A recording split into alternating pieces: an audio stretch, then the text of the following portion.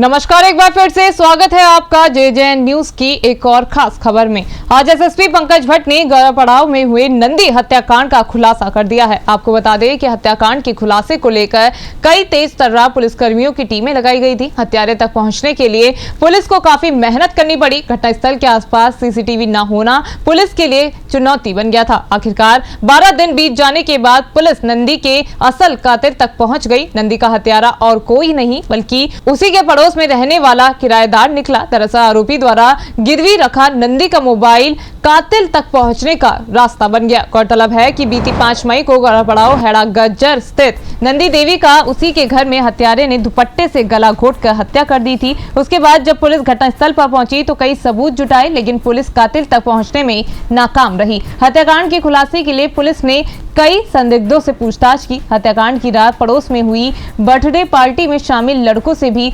पूछताछ की गई, लेकिन कोई अहम सुराग हाथ नहीं लगा।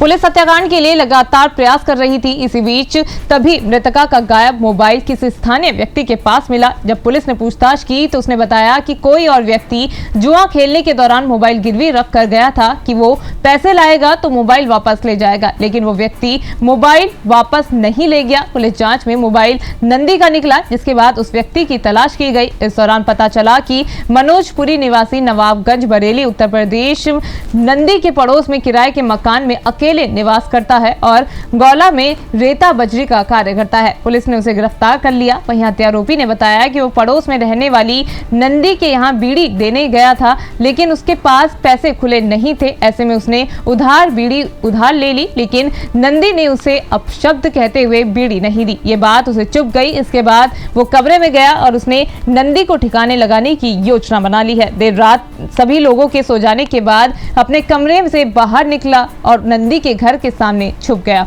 और दरवाजे खुलने का इंतजार करता रहा। और जैसे ही नंदी ने दरवाजा खोला तो उसने नंदी के सिर पर हथौड़े से वार कर दिया, जिससे नंदी अंदर की ओर गिर गई। उसके बाद से लगातार उसके ऊपर वार करता रहा। नंदी वहीं पर चित हो गई। फिर उसे दुपट्टे से नंदी का गला घोंटकर मौत के घाट उतार दिया। उसके बाद उसे खींचकर बाथरूम में ले गया, जहां उसका सिर टब में डुबो दिया। इसके बाद वो नंदी के घर में गया, जहां से उसने बैग, कपड़े और नकदी और मोबाइल लिए और फरार हो गया। अगले दिन वो गौला गेट पर जुआ खेलते हुए पैसे हार गया और मोबाइल उसने गिरवी रख दिया। इसके बाद वो अपने घर चला गया, लेकिन गिरवी रखा मोबाइल पुलिस को कातिल तक पहुंचने में कामयाब रहा। पुलिस उसे अब कोर्ट में पेश करने की कार्रवाई कर रही है।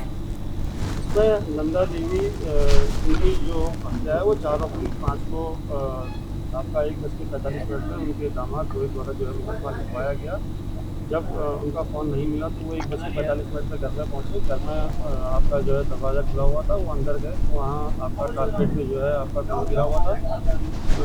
पूरी गैलरी में खून के निशान थे और उनके द्वारा जब बाथरूम में देखा गया तो डेड बॉडी वहाँ पे थी। उनके गले में फंदा भी लगा था। सेंसेशनल मर्डर था।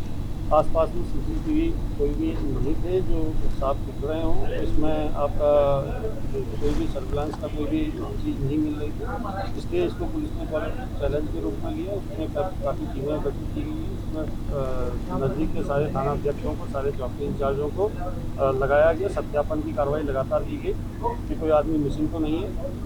इस क्रम में ये पता चला कि मनोज पुरी जो बरेली का रहने वाला है और गोला में काम करता है, वो मिसिंग है 9 तारीख से वो नहीं दिखाई दिया है। इसके आधार पर पुलिस ने जब आगे जानकारी जुटाई तो पता चला कि ये जुआ खेलने का शौकीन है और एक जगह ये जुआ खेलने गया था। उन लोगों से पूछताछ में ये चीज़ आई कि ये 500 रुपये में मोबाइल गिरवी रखे गया है और इसके द्वारा बताया गया है कि ये कुछ दिनों बाद में आकर के 500 रुपये दे करके मोबाइल छुड़ा लिया। वो वही मोबाइल था जो नंदा देवी का था और वो सीन ऑफ क्राइम से गायब था। पुलिस ने उन सबसे गहनता से पूछताछ की। उसके आधार पर उसका मनोजपुरी का जहाँ वो किराए पर रहता था, वो घर चला था, वहाँ से वो मिसिंग था। इस आधार पर पुलिस द्वारा उसकी खोजबीन की गई, उसको गिरफ्तार किया गया। उसके तो ये थी हल्द्वानी से हमारे संवाददाता दीपक अधिकारी की खास खबर। अभी के लिए सिर्फ इतना ही। बाकी की तमाम खबरों के लिए आप बने रहिए JJN न्यूज के साथ। नमस्कार।